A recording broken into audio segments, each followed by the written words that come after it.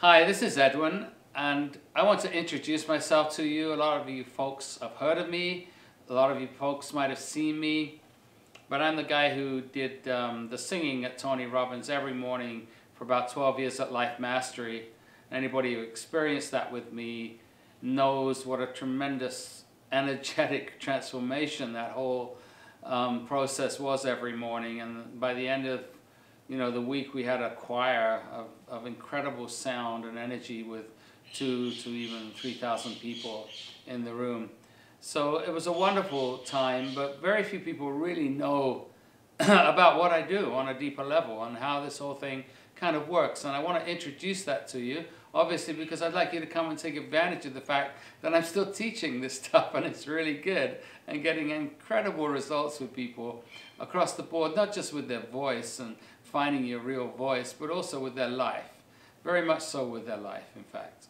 So I'm going to start off with an example, actually a case study from the archetypal work that I do, which is very associated with the voice and finding different or more subtle aspects of your voice and your communication.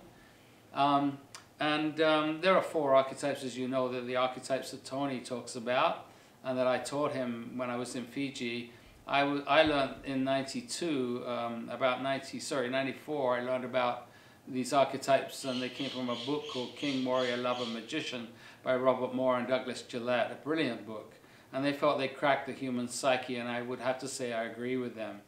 And we have, since that time, done over 10,000 hours of personal sessions with people, and we're writing, our first book is about to be released, called Wake Up and Sing, and our second book, which is even in more depth about the archetypal world and everything, will be coming out probably by the end of the year. So I'm going to start with a simple case study. This gentleman is about 40 years old. He'd had lower back pain for about 15 years. And although he was in good shape, he was in good condition, he works out at the gym, all of that kind of stuff, he couldn't really cross his legs very well. And he had well-paying jobs, very well-paying jobs in executive positions, but he was often changing his jobs and his career in that sense. So we went through what I do with people is go through the archetypes with them. I help you find your own archetypes so you can see what the heck is going on and you can heal it internally. Not try to deal with it in the external so much, but heal it because you see what is actually going on in your psyche. So the first one that came up really strongly was the magician. The warrior also came up, but it wasn't a huge concern, and we helped the warrior get stronger, etc. But the magician was clearly out of line or out of balance. What he saw was that his magician was in his head. A very big magician, a very good magician, very good at what he did, good at his work, successful at making money and all that kind of stuff. But he was sitting in the king's throne. So there's a giveaway something's going on here. There's a giveaway that, where's the king? Why is the magician in the king's throne? Is it because he's a power monger and he's got rid of the king? Or is it because the king just isn't there? Well, we didn't know that at the time, but although my hunch was, where is the king? He doesn't seem to be very present. So the lover was okay too. He was a married man with children, and his lover was, in pretty good shape. The sovereign, though, when we looked for the sovereign at first, wasn't that obvious, but it kept looking, and he found the sovereign in the lower back. In his lower back, that's where he had all his back pain. And the sovereign was 5 years old on a swing. So I asked the obvious question, well, what happened when you were 5? My father died. So just within, 10 minutes or so, incredibly clear picture of his life and what had driven his life in so many ways. And so what we did, what I've learned to do with this work, which is absolutely brilliant work, is to relocate them. Neither of them were in an ideal location. The magician was up in the throne trying to do his best to operate the whole damn thing.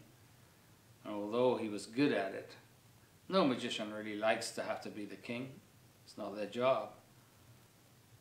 And the clearly the sovereign had no idea what he was doing. He was on a swing still, 5 years old, and had no idea what he was meant to be doing in his life or what he was actually doing as a sovereign on this planet. So we relocated, we switched their positions. We brought the magician down to the hips, and my guess was that is to help the hips out physically, because the magicians are very good at helping physical ailments, physical imbalances, all of that kind of stuff. The magician is the magician. It can heal your organs, it can heal the administration system and the entire system. It's not just something up in your brain calculating information all day long. The magician is clearly something very, very practical on all levels of your life, in the way of administration, etc., and the skills that you've learned to be, that give you value in the marketplace, etc., So we brought him down to the hips for now. That's where he needed to be. And then we brought the king up to the forehead. And it was interesting because about halfway up, about the chest area, the man became extremely emotional and started to cry, which I don't think was a common practice for him. And at that point, I asked him if his father could come and help him. Although his father had passed away, everybody's somewhere. Everybody has location somewhere, and he could sense that his father was close by. And indeed, his father did come and took the sovereign by his hand and led him up to his throne. And he sat in his throne. And he was so small that his crown was around his waist. Everybody was quite amused by this, although prior to that, when his father came, there wasn't a dry eye in the room. It was such a beautiful, potent experience. But this happened all very quickly, within half an hour, well within half an hour. And so we left it at that for now.